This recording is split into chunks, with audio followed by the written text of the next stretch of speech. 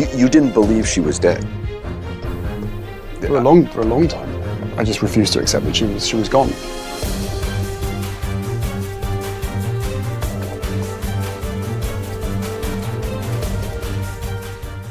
For decades, the world believed they knew the truth about Princess Diana's tragic death.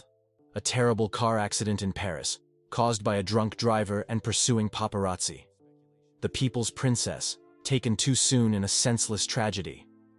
But now, a shocking revelation has turned that narrative upside down, leaving the British royal family and the entire world reeling. What could possibly be more devastating than the original tragedy?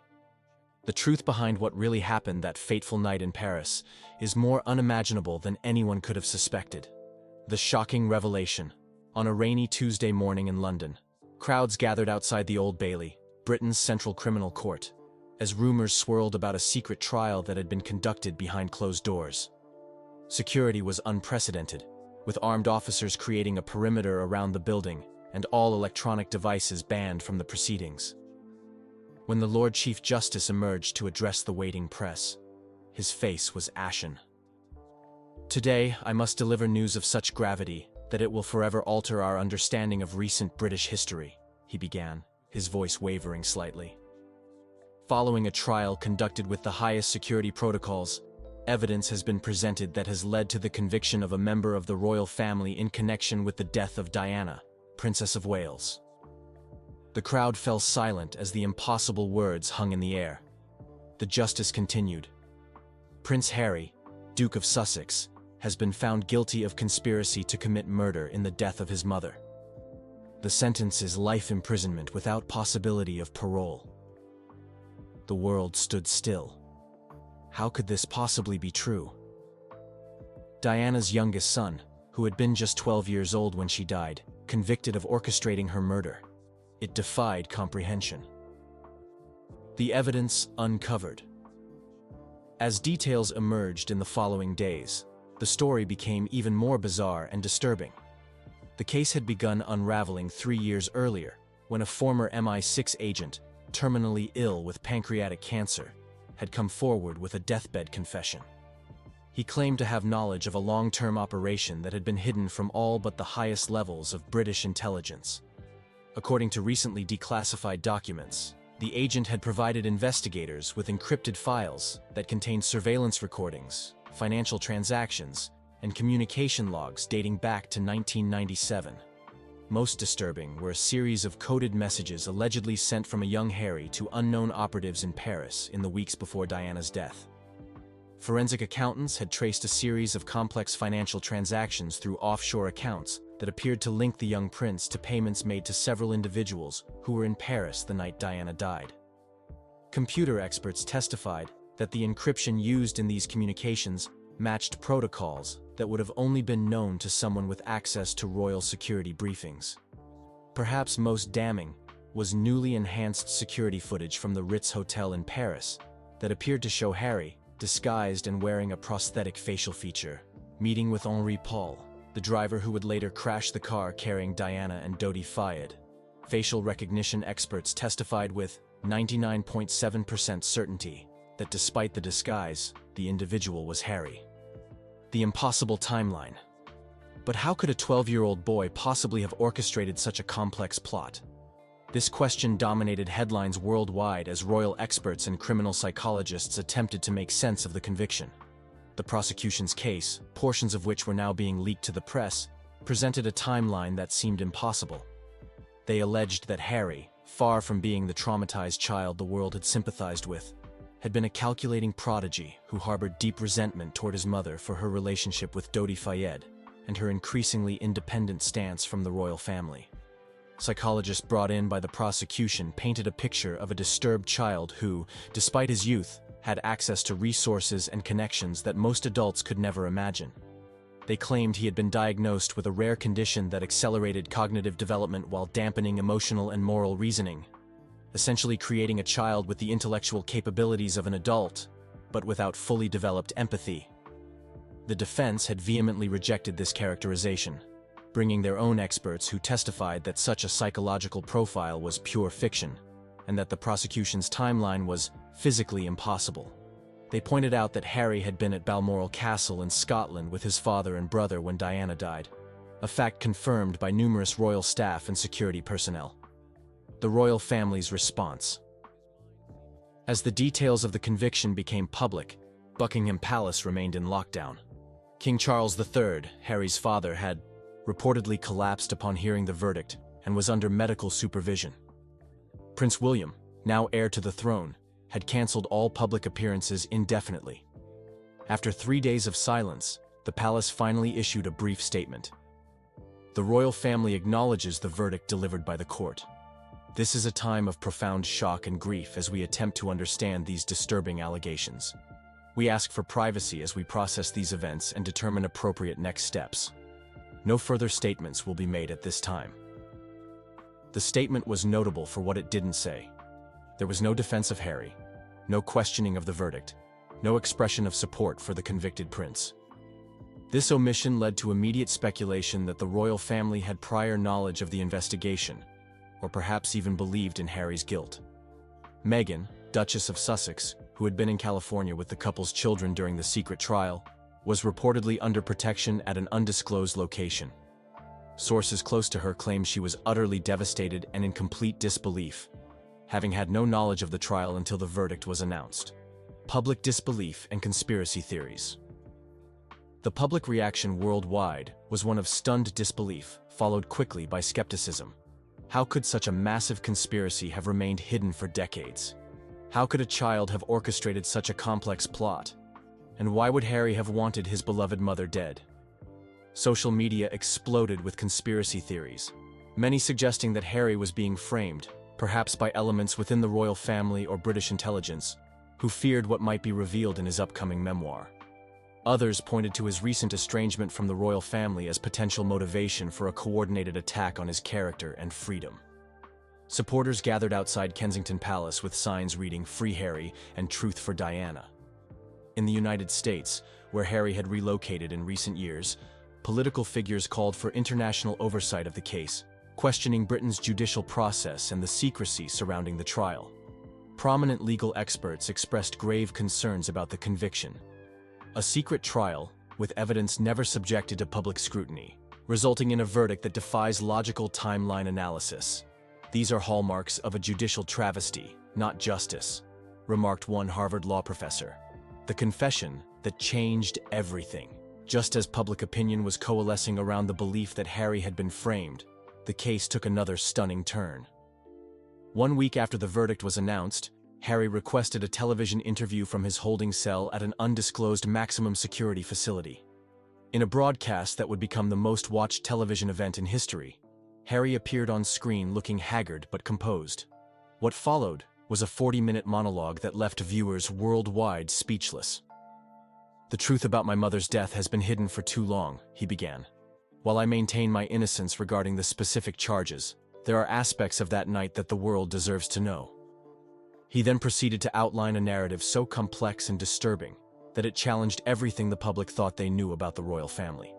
He claimed that while he had not orchestrated his mother's death, he had discovered evidence years later suggesting involvement by other members of the royal family and British intelligence. According to Harry, his recent estrangement from royal duties and move to America had been motivated not by personal preference, but by his discovery of this evidence. "I couldn't continue to represent an institution that I believed was complicit in my mother's death," he stated. Most shocking was his assertion that he had been willing to accept conviction to protect his children. "There are forces at work that have made it clear to me that my children would be in danger if I revealed what I know," he said, his voice breaking. "This conviction, while based on fabricated evidence, serves their purpose of discrediting me while allowing me to protect those I love by maintaining certain secrets."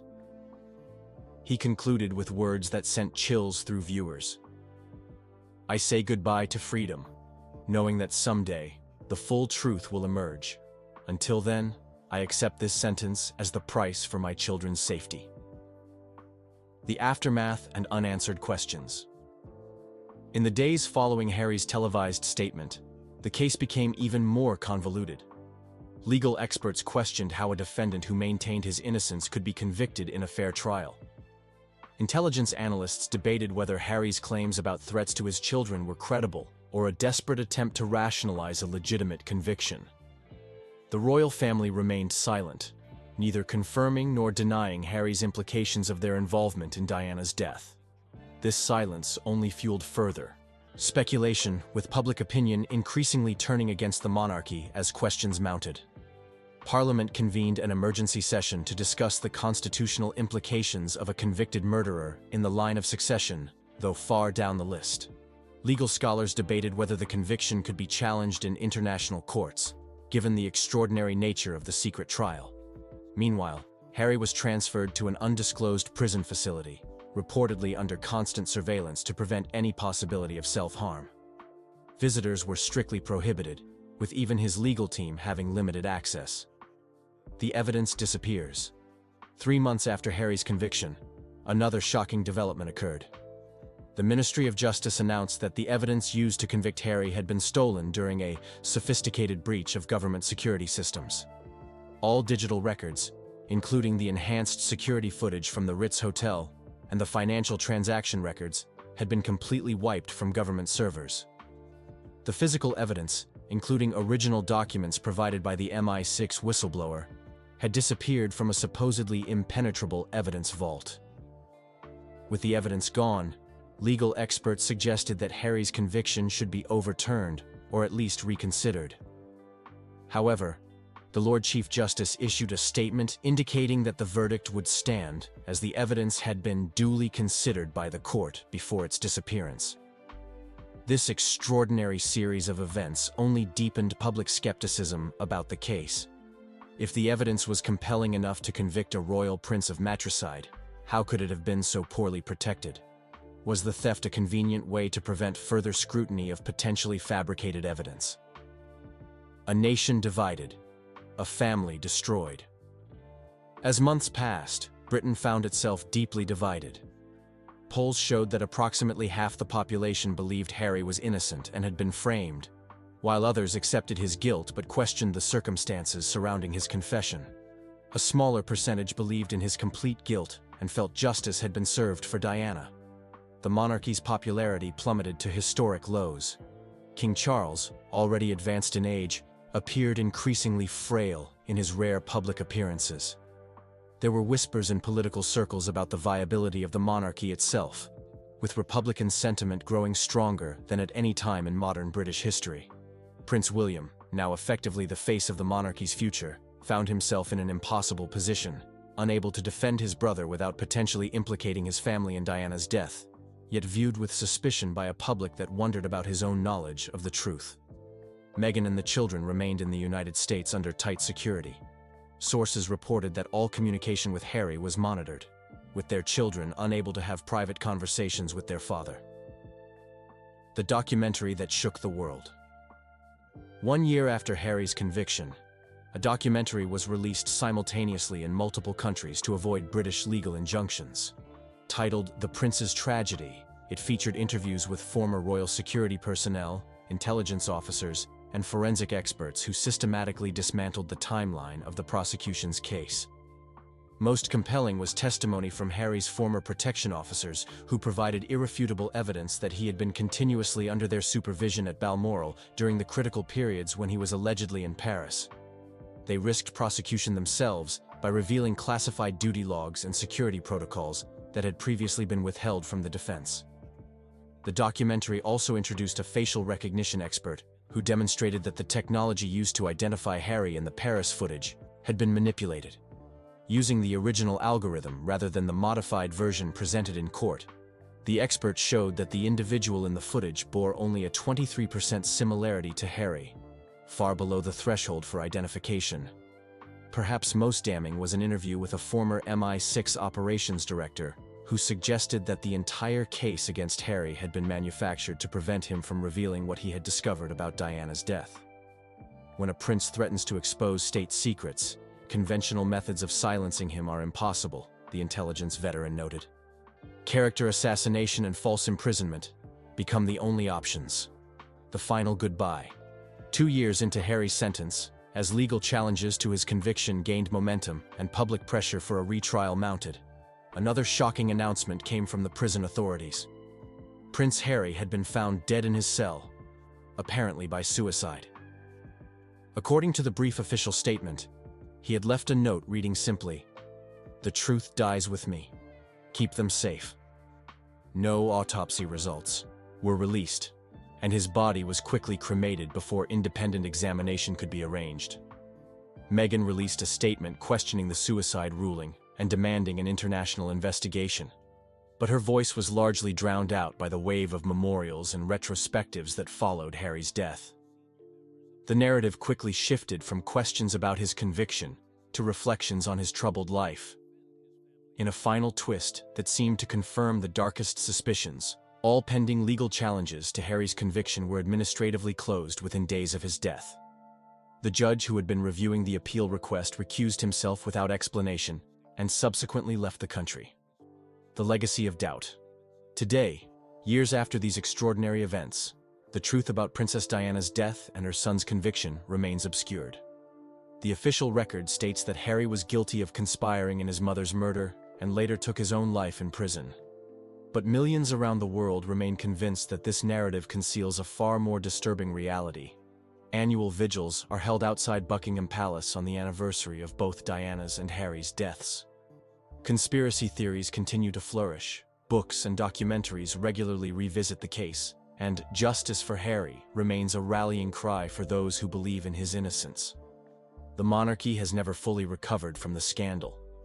While it continues to function, its mystique and public support have been permanently damaged.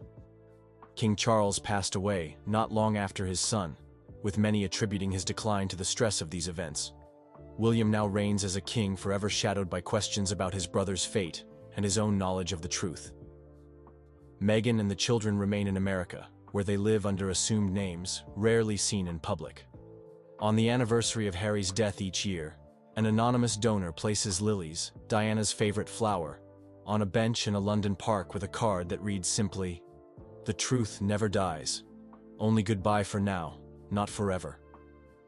For a public that once mourned a princess, then watched her sons grow up under the weight of that tragedy, the story's final chapter seems cruelly fitting. More questions than answers, more shadows than light, and a family destroyed by secrets that may never be fully revealed. They were talking, and she was telling the author that unfortunately her husband was doing well, but he won't do what he's told. Now, for more than 50 years, people have watched the love story of King Charles and Queen Camilla. Their relationship has been talked about in books, news, and even in secret conversations behind palace walls. But now, something unexpected has happened. Queen Camilla has finally spoken the truth about why she left King Charles. For so long, the world believed they were meant to be together. But things were not as perfect as they seemed. There were hidden problems, painful moments, and secrets that no one knew. Now, after all these years, the truth is out. Something so shocking that it could change everything we thought we knew about the royal family. Inside the royal marriage, speculations and reported tensions. For years, everyone believed that King Charles and Queen Camilla had finally found peace after all the scandals of the past. They stayed together, even when the world doubted them. But behind those grand palace walls, life wasn't the fairy tale people imagined. As time passed, rumors started to spread. Some said they had grown apart. Others whispered that they were just too different. They had lived so long fighting for their love, but once they got it, they realized life together wasn't what they dreamed. Camilla, who once found comfort in Charles's presence, slowly began to feel like a stranger in her own home. Charles wasn't just her husband anymore. He was the king, and that changed everything. His royal duties took most of his time. His heart and mind were always focused on his people, on the environment, or on political matters. Somewhere along the way, Camilla felt left out, almost invisible. She never truly loved the royal protocols. The endless rules, the fake smiles, and the constant public life weren't easy for her. Camilla always loved the countryside, her dogs, and quiet family dinners. But as queen, she was expected to be on display all the time, smiling at people she didn't even know. Slowly, this life began to drain her. On the other hand, Charles was becoming harder to reach. He was deeply absorbed in his work, Even when they were together, his mind seemed to be somewhere else. He grew more demanding, palace insiders claimed. Some days, he was moody and cold. Other days, he was simply too tired to care. Camilla often found herself sitting in silence, wondering where the man she once loved had gone. As the years went by, age caught up with both of them. Their health wasn't the same. Priorities shifted. What once felt like a passionate love story now felt like a heavy burden. Camilla began asking herself, is this what I gave up everything for? The bombshell. Camilla's shocking revelation. Then came the moment no one expected. The shocking revelation that would change everything. After 55 long years of love, heartbreak, and sacrifice, Queen Camilla finally spoke her truth.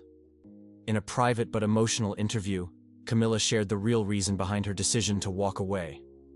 Her words were simple but powerful. She said, "I realize love is not enough when respect is lost." Those words hit hard. It wasn't anger or hate.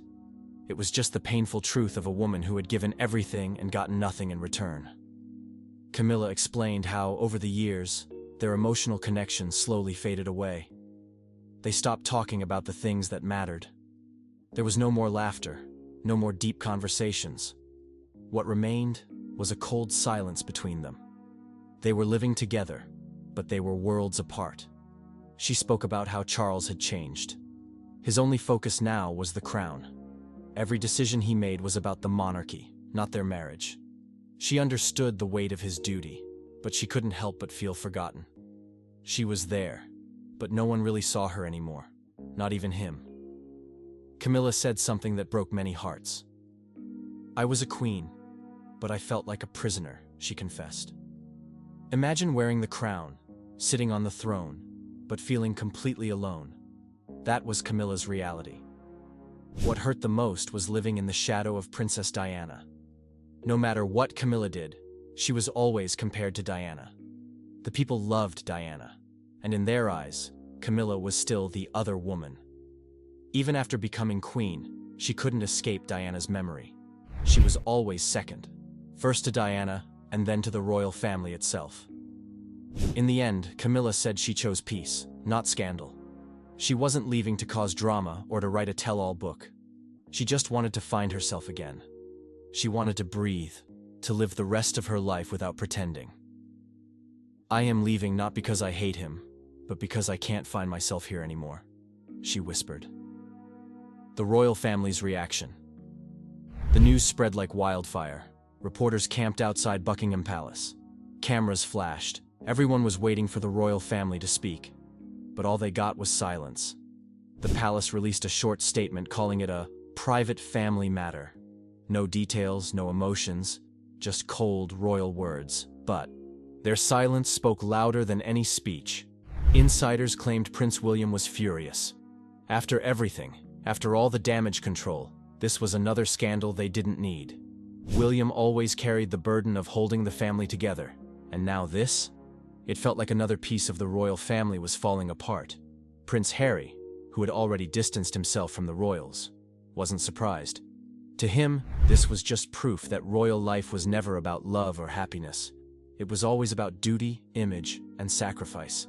Some sources even said Harry felt a little sorry for Camilla. After all, he knew what it felt like to live in that golden cage. The media didn't waste a second. Headlines screamed, "The end of a royal love story," and "Camilla breaks free from the palace." Social media exploded with opinions. Some people felt sorry for Camilla. For the first time, they saw her as a woman, not a villain. Others blamed her, calling it karma for what happened to Diana. The internet was divided. But one thing was clear. This wasn't just a family issue anymore. It had become a global drama. What this means for King Charles and the monarchy. The impact on King Charles was immediate and deep. People started asking, how can a man rule a kingdom when he can't even save his own marriage? His image, already fragile, took another hit. The whispers about the future of the monarchy grew louder. Would Charles step down sooner than expected? Would this scandal force him to pass the throne to William earlier? These questions filled newspapers and TV screens across the world. Experts said this divorce was bigger than just two people separating. It was about the very heart of the monarchy. In today's world, where people question old traditions, this felt like another reason to doubt the royal family's future. Some even said, if the king can't hold his own home together, how can he hold a nation together? Others wondered if this was a sign that the monarchy itself was slowly dying, stuck in the past, and unable to survive in the modern world. Camilla's life after the divorce. What's next? And then, there was Camilla. What happens to a queen who chooses to walk away? Reports say Camilla has no plans to stay in the public eye. She is done with royal life. Done with the endless events, the fake smiles, and the heavy crown. All she wants now is a quiet life. Some insiders shared that Camilla might write a memoir, not to attack anyone, but to tell her story. The real story. After years of being painted as the villain, she finally wants people to hear her side, to know the woman behind the crown. But others say she just wants peace. She dreams of returning to her countryside home, surrounded by her dogs, her horses, and the people she truly loves. No cameras, no titles, just Camilla. In the end, this wasn't just a royal divorce. It was the story of a woman who gave everything, her love, her youth, her reputation, only to realize it wasn't enough. It was a love story that couldn't survive the weight of the crown. Camilla's words, "I was a queen, but I felt like a prisoner," will stay with people for a long time. Because behind all the gold, jewels, and titles, she was just a woman who wanted to be loved, seen, and respected. And maybe, in the end, that's all any of us really want. The truth about Queen Camilla and King Charles has finally been revealed, and it changes everything. After 55 years, the real story is out, one that was hidden behind palace walls for so long. But this might only be the beginning. Who knows what other secrets still remain? King Charles III has been diagnosed with cancer. Buckingham Palace just confirming the news in a statement, but not saying which type of cancer.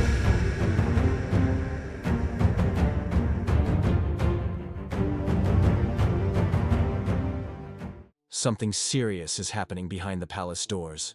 Queen Camilla has shared news that no one saw coming. She has been diagnosed with a dangerous illness. For years, she has been by King Charles's side, always strong, always smiling. But now she faces a health battle that could change everything. People close to the royal family are worried. Whispers are spreading. What does this mean for her? What does this mean for the royal family? Questions are everywhere, but answers are few. Now, the truth is coming out, and it's more shocking than anyone expected. Queen Camilla's deadly diagnosis. Now, let's talk about the heartbreaking reason Queen Camilla is making headlines all around the world. This news has shocked not only the UK, but also millions of royal fans across the globe. No one expected this, and honestly, it's hard to even believe. Queen Camilla has shared that she has been diagnosed with multiple myeloma, a rare and deadly type of blood cancer. It's the kind of disease most people don't know much about until someone close to them is affected. Sadly, that someone, in this case, is Queen Camilla herself. It is believed that Camilla first started feeling unwell a few months ago. She had been experiencing constant back pain, unusual tiredness, and even weight loss. At first, she thought maybe it was just stress or age catching up. After all, being part of the royal family comes with a lot of pressure, and she's been attending countless royal events. But things didn't get better. In fact, they got worse. She found it hard to stand for long hours during events. Even smiling and waving seemed tiring. That's when the doctors ran some tests. After weeks of checkups and endless hospital visits, the royal doctors finally gave her the heartbreaking news. She had multiple myeloma. Camilla chose to share this news with the world in the most graceful way. Instead of hiding it, she sat down for an emotional interview with a royal reporter. With a trembling voice, but with her usual calmness, she shared her diagnosis.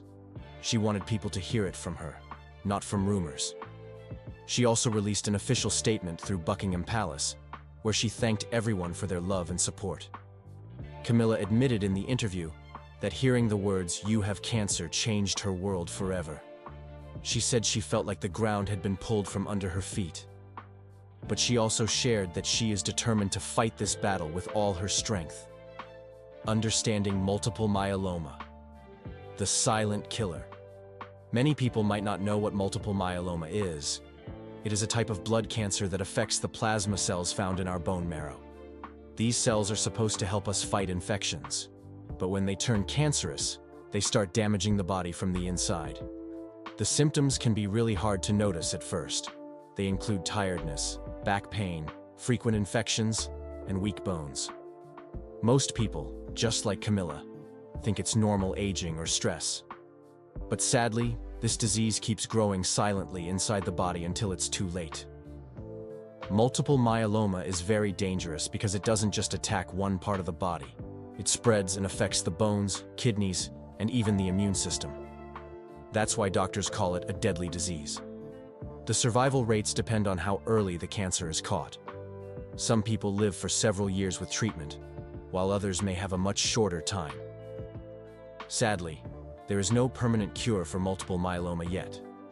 The treatments available, like chemotherapy, radiation, and stem cell transplants, only help to slow it down. Doctors say that this cancer is more common in people above the age of 65, which makes Camilla's case even more worrying. Many women her age don't even realize they have it until it becomes very serious. Experts from across the world have already started reacting to Camilla's diagnosis, calling it a brave step for her to share this news publicly. They hope it will raise awareness about this deadly disease and help others catch it early. The impact on Queen Camilla's royal duties. Now, as you can imagine, this diagnosis has not just affected Camilla's health, but also her role as the queen consort. Being a senior royal is not easy. There are hundreds of public appearances, charity events, and royal tours every year. It's a full-time job that demands both physical and emotional strength. Sources close to the palace have said that Camilla is already stepping back from many of her royal duties. She has canceled several public appearances, and palace insiders say this is just the beginning. Doctors have advised her to rest and focus on her treatment, which will involve chemotherapy and other aggressive treatments.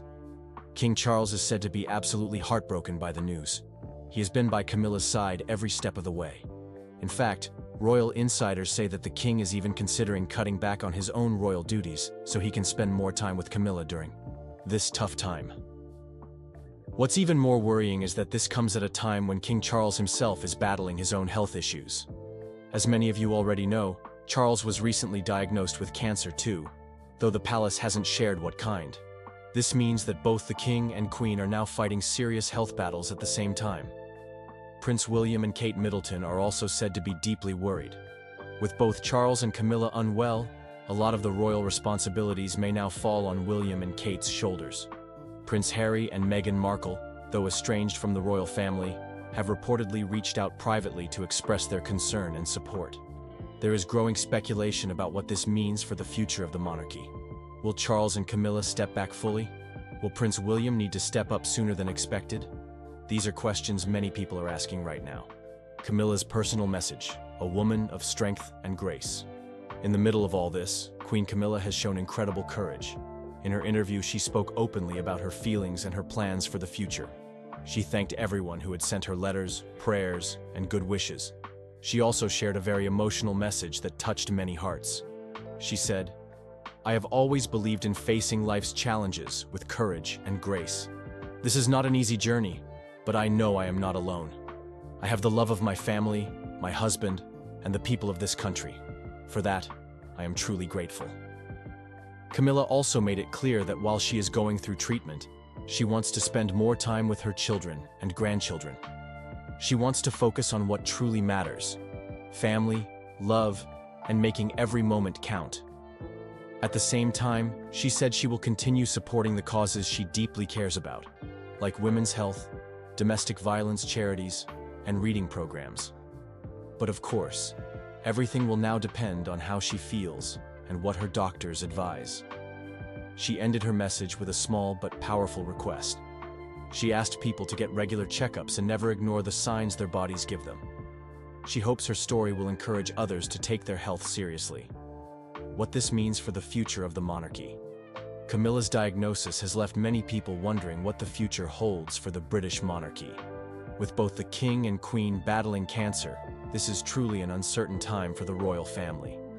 For centuries, the royal family has symbolized strength and stability. But now, the future feels shaky. There are talks in royal circles about the possibility of a regency, where Prince William might have to step in to perform the duties of the king if Charles becomes too unwell. This is not something that would happen overnight, but the fact that people are even talking about it shows just how serious the situation is. Some experts say that the royal family might never be the same after this. At the same time, many people feel a new sense of connection to the royal family. They see Camilla and Charles not just as royals, but as human beings, parents, grandparents, husband, and wife, facing the same fears and struggles as any other family. Public sentiment right now is mixed. Some people are sending endless love and prayers to Camilla. Others are quietly questioning what this means for the monarchy's future. Will people continue to support the royal family if their two most senior members are no longer able to lead? One thing is clear: the coming months will be crucial. The royal family will need to make some very difficult decisions.